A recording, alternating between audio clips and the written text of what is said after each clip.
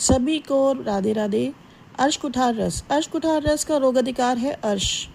इसके मुख्य घटक हैं पारत, गंधक, लोहभस्म, ताम्रभस्म, दंतिमूल, सूरण, त्रिकटु, वंशलोचन, शुद्ध टंकण, यवक्षार, सैंधव लवण, स्नूही शीर, गोमूत्र।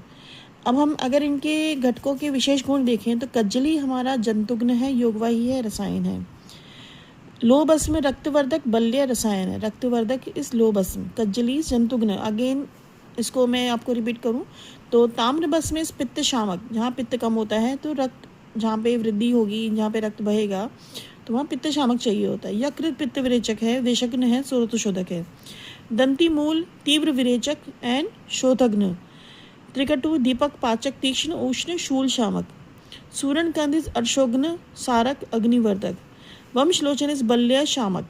टंकण इस सारक लेखन विषग्न कफग्न। यवक्षार लेखन मूत्रला पित्त शामक संसारक।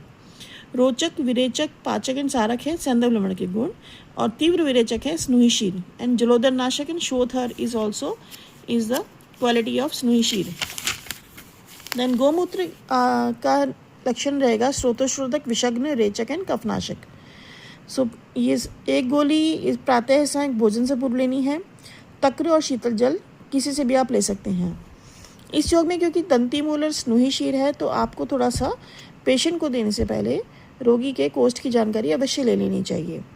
जिसका मल तरल हो, मतलब बहुत ज़्यादा जिसको बार बार मोशन आते हों, या गर्भवती स्त्रियों के अर्श में हो, या घृणी रोगी के अर्श हों, एवं रक्तार्श के रोगियों को जिसमें रक्त के साथ अर्श में रक्त के साथ हो, उसमें प्रयोग नहीं कराना चाहिए। यह एक रस औषधि है, इसलिए रस औषधियों के लिए जाने वाले पूर्व उपाय इसमें भी लेने चाहिए। सो पहला इस उपयोग अगर हम देखें तो इसका उपयोग है अर्श में।